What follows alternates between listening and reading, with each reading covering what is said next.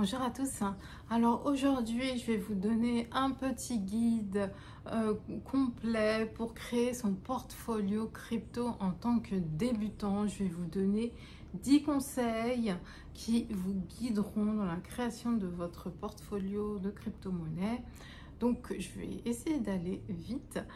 Donc, les premiers conseils, donc faites vos recherches. Donc, comme toujours, on n'arrête pas de vous dire D-Y-O-R, do your own research. Et voilà, faites vos recherches, faites vos propres recherches avant de commencer à investir. Prenez le temps de comprendre les bases des crypto-monnaies, c'est extrêmement important. Vous allez déjouer tellement d'arnaques si en apprenant en fait les bases, vraiment tout ce que vous devez savoir en tant que débutant sur les crypto-monnaies, y compris la technologie blockchain et les différents types de crypto-monnaies disponibles et les principaux facteurs qui influencent la valeur des crypto-monnaies, parce que le marché des crypto-monnaies c'est juste de la spéculation en fait.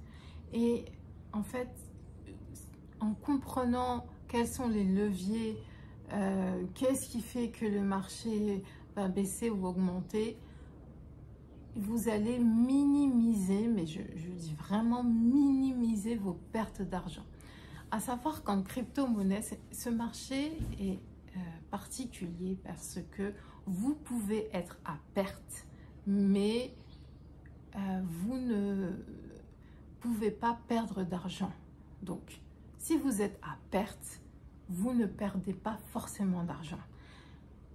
Perdre de l'argent, c'est vendre alors que vous avez investi en fait, c'est vendre en dessous de ce que vous avez investi.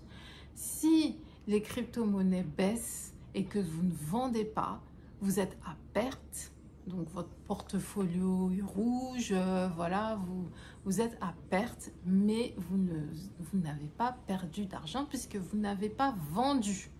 Et je pense que c'est pareil pour la bourse aussi, hein. Tant que vous ne vendez pas, pour la bourse traditionnelle, tant que vous ne vendez pas, eh bien, vous ne perdez pas d'argent, c'est tout.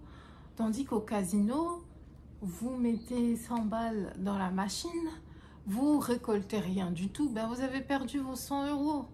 Donc voilà, entre investir au casino ou à la loterie ou je sais pas, ou faire un loto, etc. Là, vous perdez votre argent. Si vous ne gagnez rien, vous perdez votre argent. C'est clair et net. Donc, deuxième conseil, diversifiez votre portfolio. Ne mettez pas tous vos œufs dans le même panier. Diversifiez votre portfolio en investissant dans plusieurs crypto-monnaies différentes afin de réduire les risques.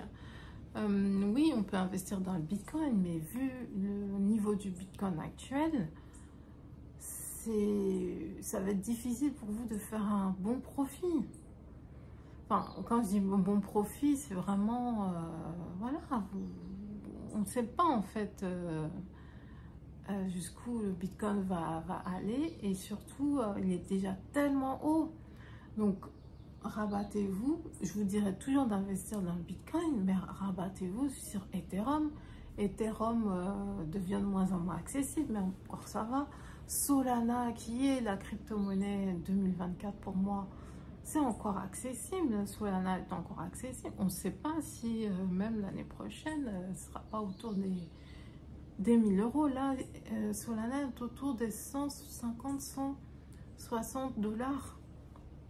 Quand je vous dis euros, dollars, pour moi c'est la même chose. Donc on ne sait pas si je sais pas, dans un an, Solana ne sera pas à 1500 $. Donc voilà, Solana, Cardano, donc Bitcoin, Ethereum, Solana, Cardano, XRP, DOT, Polygon, de Sand. Enfin, je vous mettrai la vidéo en barre d'informations que j'ai faite sur ma liste de crypto-monnaies et d'altcoins et même de bitcoin aussi, dans lesquels j'ai investi. Mais diversifiez votre portfolio, c'est très important. Investissez toujours ce que vous pouvez vous permettre de perdre. C'est comme tout investissement, hein, il est important de n'investir que ce que vous pouvez vous permettre de perdre. Le marché des crypto-monnaies peuvent être volatiles. Je n'ai même pas fait mon disclaimer à l'entrée de la vidéo. Donc ne mettez pas en jeu de l'argent dont vous pourriez avoir besoin à court terme, parce que vraiment tous les investissements doivent se faire à long terme. Parce que vous voyez bien, le marché de crypto-monnaie est très dynamique, mais on peut attendre des mois et des mois avant de faire un profit. Donc c'est vraiment de l'argent que vous allez investir dans les cryptos et que vous allez oublier tout simplement. Donc choisissez des crypto-monnaies solides, recherchez des projets ayant une équipe expérimentée, une technologie solide et un cas d'utilisation clair. Si ça, voilà, c'est vraiment la base quoi pour investir dans les crypto-monnaies. Et en tant qu'exemple, Bitcoin et Ethereum sont des choix populaires pour les débutants, mais explorez également d'autres crypto-monnaies prometteuses. Et il y en a plein, parce qu'on parle souvent Bitcoin, Ethereum, etc. Mais voilà, on est déjà dans les hautes sphères, avec le Bitcoin qui est maintenant, là, à l'heure où je vous parle, est à 71 000 $. Et Ethereum est à plus de 3500 je crois. Donc ça y est, on a franchi la barre. Voilà, il y a BNB aussi qui est super intéressant au niveau projet, qui est maintenant à 700 $. Il a atteint 715 $ et BNB au début de l'année 2024, il était à 200 $. Donc ça peut aller très vite. Très vite. Donc utilisez des plateformes réputées, ça c'est le 5e conseil. Pour acheter et stocker vos crypto-monnaies, utilisez des plateformes sécurisées. Faites des recherches sur les différentes options disponibles et choisissez celles qui correspondent mieux à vos besoins. Voilà, mon top 3 je dirais c'est Binance en premier, Crypto.com et Coinbase. N'hésitez pas à vous renseigner sur ces plateformes, à savoir que sur ces 3 plateformes, on peut gagner aussi des crypto-monnaies gratuites quand on fait des quêtes, quand on fait des missions mensuelles, etc. Donc, vous pouvez très bien avoir les 3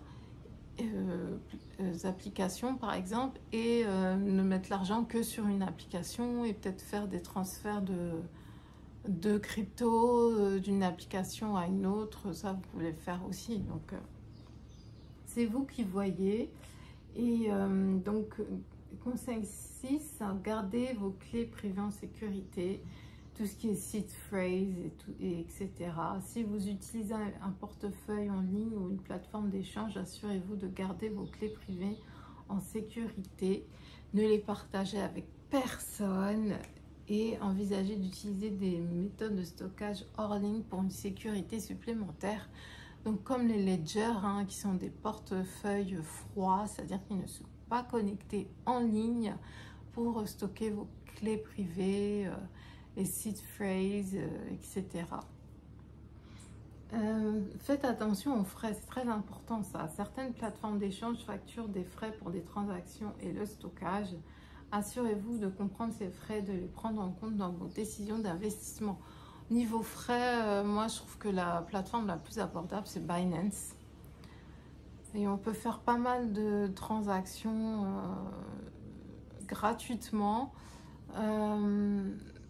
Par exemple, moi j'utilise souvent la fonction convert, donc convertir, pour par exemple, je sais pas si j'ai besoin de Solana, j'ai beaucoup de Bitcoin, et bien je vais transférer, enfin convertir du Bitcoin à Solana. Pareil pour toutes les autres types de crypto-monnaies. Sur l'exchange, c'est Il n'y a pas de frais, c'est gratuit. Après, si vous basculez dans le portefeuille Web3 de Binance, là, et ça va dépendre des blockchains aussi, mais par exemple, si on reste sur une même blockchain, vous transférez je sais pas, du Bitcoin BNB, sur la blockchain de BNB, vers du Solana sur la blockchain BNB, les frais ne seront pas très élevés, mais il y aura quand même un peu de frais. Donc ça, c'est vraiment si vous avez des quêtes à faire, si vous avez des airdrops, etc. Si vous voulez acheter une crypto qui n'est pas encore listée sur un exchange, vous pouvez passer par le portefeuille Web3 Wallet de Binance, qui a un intérêt certain. Mais sinon, si vous voulez faire du petit trading, acheter des crypto-monnaies, détenir des crypto-monnaies, vous faites tout sur la partie exchange et puis ça va vous coûter 0 € en frais si vous convertissez, c'est-à-dire que vous pouvez acheter une certaine somme d'USDT par exemple et ensuite eh bien, transférer, convertir, parce que c'est vraiment le terme convertir, de l'USDT en Solana, de l'USDT en Ethereum, de l'USDT en Bitcoin, etc. Donc voilà, faites attention aux frais. 8. Restez informés. Donc les marchés des crypto-monnaies évoluent rapidement, très rapidement, j'ai envie de dire. Et il est important de rester informé des dernières nouvelles et tendances. Suivez les médias spécialisés, les forums en ligne et les comptes sociaux pertinents pour rester à jour. Et j'ai envie de vous dire, si vous entrez dans une communauté, entrez dans plusieurs communautés. Si par exemple vous aimez bien le Bitcoin, entrez dans la communauté Bitcoin, Ethereum, entrez dans la communauté Ethereum. Et comme ça, vous aurez plusieurs avis en fait de plusieurs personnes différentes, hein, de milliers de personnes dans les forums. Alors pour les forums, moi je conseille soit Discord, soit Telegram. Moi j'aime beaucoup Telegram.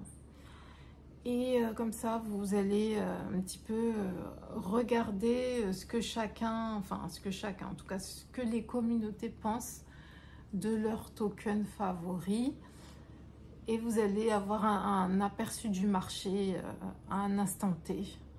Et vous allez pouvoir prendre des décisions, hein, si vous décidez de vendre, si vous décidez d'investir encore un peu, etc. C'est très important d'avoir l'avis de communauté et pas que d'une seule personne. Là, moi, je parle de ce que je pense, etc.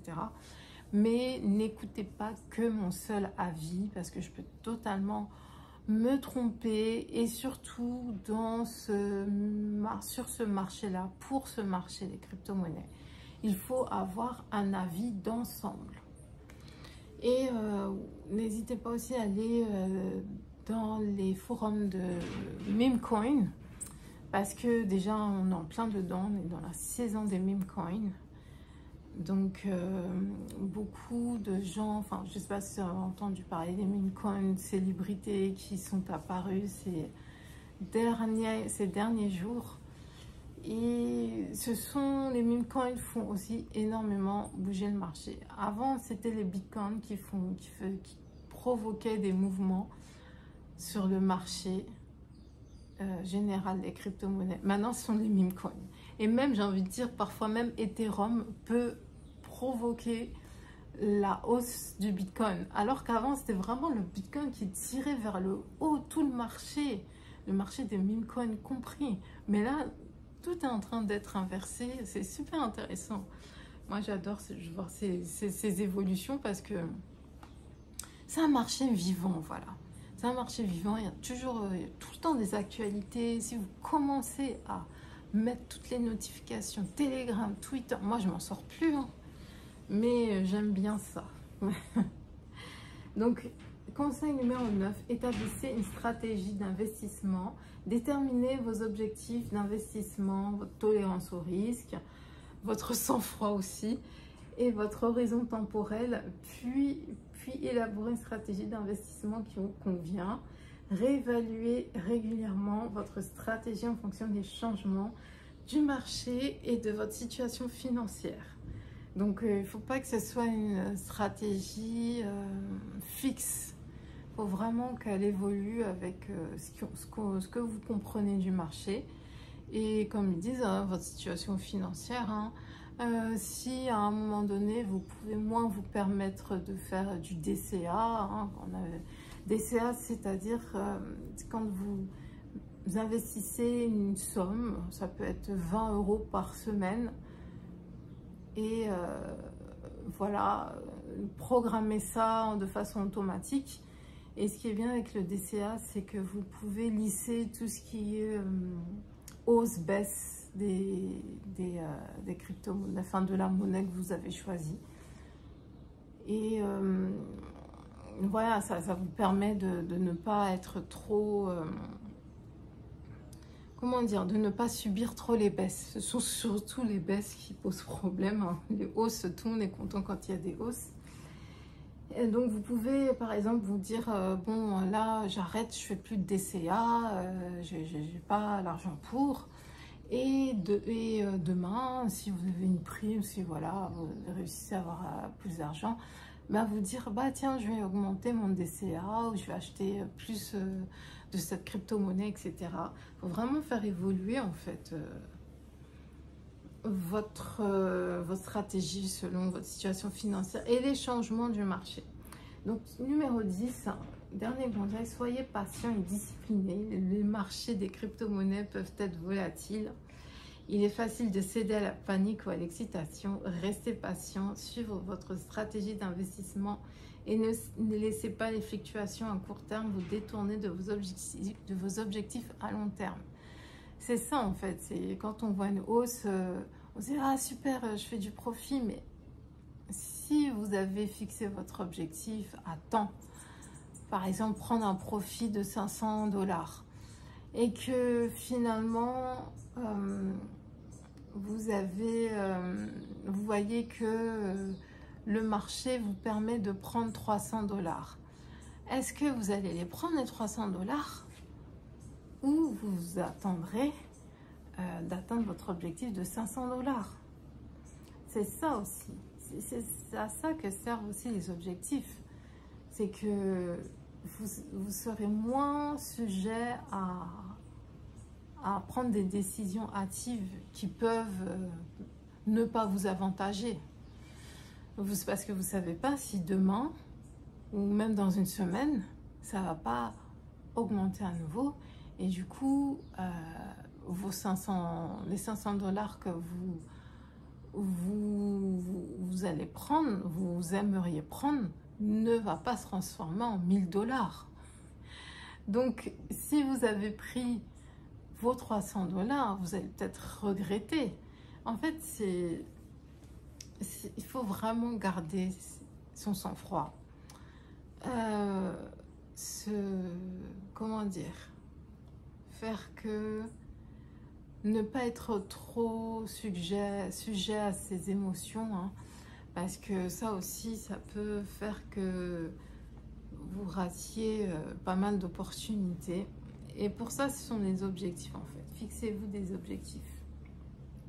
Donc voilà, hein, les principaux conseils que vous pouvez appliquer pour démarrer un portefeuille de crypto-monnaie, hein, si vous êtes débutant.